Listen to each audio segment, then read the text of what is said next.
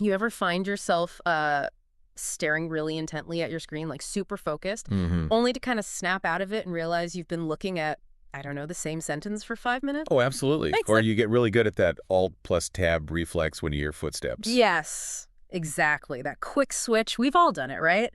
That whole performance of looking Yep, busy. for shuffle. Totally. So today we're doing a deep dive into exactly that. Let's call it art of appearing busy at work, while maybe, just maybe, you're catching up on some online shopping or other personal tasks. Often called corporate theater, isn't it? That's the term, yeah.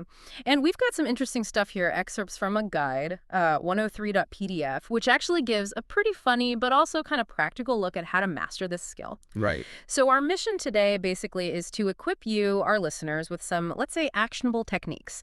How to look productive even when your attention is elsewhere, like finding the best flight deals. And it's interesting, to think about why this whole performance thing even happens. Sure. I mean, in so many workplaces, there's this unspoken rule, this pressure to just look busy all the time. Yeah, visibility equals productivity sometimes. Exactly. It makes you question how we measure actual output versus just activity Mm, or the appearance of it.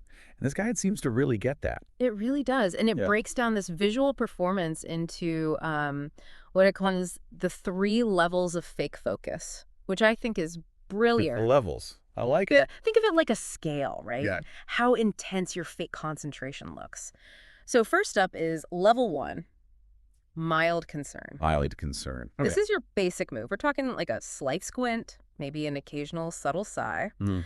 The guide says the message here is, I'm troubleshooting, but what you're really doing, maybe adding stuff to your Amazon cart.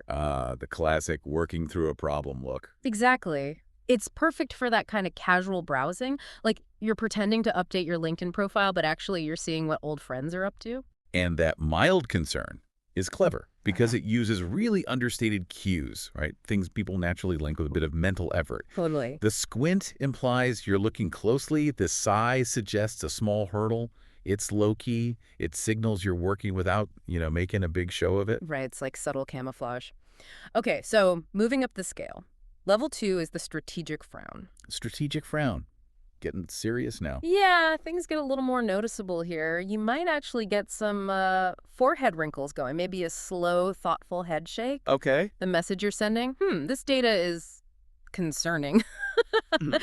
But the reality could be you're deep into a shoe sale online. Right. Perfect for that midday ASOS browse. Exactly. The strategic frown definitely amps up the nonverbals. That furrowed brow screams concentration, like you're wrestling with something complex. Mm-hmm. And the slow head shake. That looks like you're evaluating, maybe even a bit disappointed by the data. Mm-hmm. It suggests you're way more involved than level 1. Deeper focus, yeah. And then we reach the top. Level 3, the full existential crisis. Oh, okay. Existential crisis level. This is where you really commit. Picture this. Staring like blankly at the screen, maybe gripping the mouse like it's your only lifeline. White knuckles, maybe? Could be. The message people get, wow, they're debugging something major. Don't interrupt. Yeah, deep in the code mines. But really, you can just be totally sucked into a, I don't know, really dramatic argument on Twitter or Reddit. The existential crisis is definitely the most theatrical one. That blank stare can read as intense focus, almost like information overload, Right. and the death grip on the mouse. Yeah. That suggests you're battling some critical system error. It's high drama, high stakes, makes you look completely unavailable. And, to show how well this can work, the guide actually shares a story. Someone called it Ex-Illusionist, Great handle. isn't it? They admitted they spent like 45 minutes looking like they were analyzing this complex spreadsheet, Yeah. really selling the focus. But secretly, they were setting the fantasy football lineup for the week. No way. Yes. And the craziest part, they apparently got a promotion not long after. Wow. Okay, Yeah. that's something. It really highlights that potential gap between what looks like work and what actually is work, or what gets valued. It really does, right? Makes you think. That anecdote, yeah, it really shows how effectively people can read or misread those outward signs of busyness. Okay, so you've got your fake focus face sorted, level 1, 2, or 3. But what about the screen? What if someone like walks by your desk? Ah, the close call scenario. Exactly. That's where advanced tab management comes in. First technique, the Alt plus Tab sprint. The sprint. Love it. Speed is everything here. You got to flick between that very serious looking work document and, your holiday planning site instantly. Like lightning. Totally. The guide even says you get bonus points if you mutter something like, ugh, latency issues as you switch. Uh-huh. Nice touch. It adds realism. That rapid switching definitely looks like you're juggling important projects. And blaming latency, perfect technical excuse, suggests a system problem, not you browsing cat videos. Exactly. Okay, next tactic. The fake zoom shield. This one's almost genius in its simplicity. Fake zoom shield. Tell me more. Headphones on, staring intently at your screen, which might actually be blank or showing anything, really. To anyone walking past, you're clearly in an important virtual meeting. Ah, yes, the universal do not disturb signal of our times. Right. Nobody can see what you're really watching. Could be TikTok recipes, could be anything. It leverages those cues we all recognize now. Headphones, focused gaze. It's like an invisible barrier. Very effective. And then for the ultimate, always on alibi, the guide suggests the email draft camouflage. Email draft camouflage. Okay. The idea is simple. Always keep a half-written email open on your screen. Something super generic like, hi team, just following up, or per my last email. Ah, the corporate classic opener. Exactly. It acts like a constant visual cue that you're in the middle of doing something work-related, like a digital version of having messy but official-looking papers on your desk. That makes sense. It implies ongoing communication, engagement with work stuff, even if your mind is, currently picking out a new sofa. Totally. And here's a great tip from the guide, kinda pro move. If you do get caught looking at something non-work, The moment of truth. right? Just confidently claim it's market research. Market research. For what?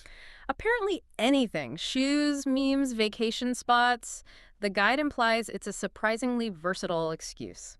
That's actually kind of brilliant. It reframes personal browsing as professional diligence. Ah. Very broad, very vague. Could Work. Worth a try, maybe. Okay, so we've covered the screen stuff. Let's talk about your actual body, corporate body language hacks. Okay, physical maneuvers. First one, the thinking pose. You know the one. Chin in hand, maybe slightly narrowed eyes. The classic Rodin. Pretty much. According to the source, this screams processing complex information, but you might just be processing the latest drama in the group chat. Yeah, it's a universal sign for contemplation analysis. Looks like you're really mulling something over. Deep thoughts. Deep thoughts about lunch, maybe? Okay, next. The sudden note-taking distraction. Ooh, I think I know this one. Yeah. The key is, if you need to look instantly busy, just start typing. Furiously. Doesn't matter what. Like actual words. Could be gibberish. The guide hilariously suggests things like KPIs Synergy Need Milk by Black Boots. Uh-huh. Love it. The effect is immediate. Wow, they're really capturing some important points there. Very busy. Very engaged. It works because taking notes is such a strong visual cue for active listening or participation. The rapid typing creates that impression, even if it's nonsense. Exactly. And the last physical hack, the walk away, slowly exit. A strategic retreat. Totally. Scenario. Your boss is walking towards your desk. You quickly but slowly and deliberately stand up, like you're heading off to do something vital. Get water, check the printer. Okay. And then this is key, you don't come straight back. You linger. You take the scenic route. Ah, the slow fade. It's a disengagement tactic, isn't it? The slowness makes it look purposeful, not like you're fleeing. Right. Not panicked, just momentarily occupied elsewhere. Very important business. And the delayed return implies you got caught up with something else urgent. Clever. And we actually got a listener story about this kind of long-term illusion. Someone at Stealth Mode Engaged. Another good one? Right. They admitted they keep a spreadsheet open on their monitor pretty much all the time. Title, Q3 Strategy. Ooh, sounds important. High-level stuff. Totally. But what is it really? Let me guess. Vacation planning. You got it. A meticulously curated vacation mood board. That's commitment. Yeah. Using a persistent visual cue, like a strategically named file. That's next level. People just assume it's ongoing important work. Dedication to the craft. Okay, wow, we've covered a lot of sneaky tactics here. Whole toolkit. Definitely. So now it's time for you, the listener, to try this out. We're calling it the Listener Challenge. Productivity Panther. Productivity Panther. I like the sound of that. Yeah. Stealthy. Exactly. So here's the challenge. 3 parts. First, deploy one of those fake focus spaces we talked about. Level 1, 2, or 3, your choice. Bonus points if you manage to snap a quick selfie as proof. No judgment. Document the performance. Okay. Second, practice that Alt plus Tab sprint. Try to use it to smoothly dodge a potential caught you moment. Make a mental note of your closest call, your most successful save. Test the reflexes. Got it. And third, invent a plausible, corporate-sounding excuse for something that is clearly not work. Remember market research. Or the guide's other example, saying you're optimizing the supply chain. When you're actually tracking your Shane order. Precisely. Get creative. And hey, if you feel like sharing your experiences, maybe use the hashtag corporate theater. Someone even suggested claiming to be analyzing UX metrics when you're really just struggling to pick a Netflix show. Uh-huh. Choosing a thumbnail is a complex user experience problem in a way. It really is. No, but seriously, this challenge sounds like a fun way to actually, engage with these ideas and see how they feel in practice. Yeah, see what works, what feels ridiculous, maybe what's surprisingly effective in your own environment. Mm-hmm. So, just to quickly recap the main takeaways from this deep dive. We've explored mastering those fake focus faces. The 3 levels, yeah. We've looked at advanced tab management, the sprints, the shields, the camouflage. It's essential screen survival skills. And we covered those corporate body language hacks, the pose, the typing, the strategic exit. The physical performance side of things. Exactly. Ultimately, I think what this whole discussion highlights is that, well, there's often a performative element to modern work, isn't there? Yeah, definitely. And while obviously genuine productivity matters most, understanding how to, let's say, strategically manage appearances, well, it can be a surprisingly useful skill to have in your back pocket. Well said. So our final thought for you, go forth and look busy, at least until your afternoon delivery shows up. Sound advice. And be sure to join us next time on The Deep Dive. We're tackling something I suspect many of you have strong feelings about: how to respond to "per my last email" without screaming. Ooh, yes. That sounds like a very, very necessary deep dive. Looking forward to that one.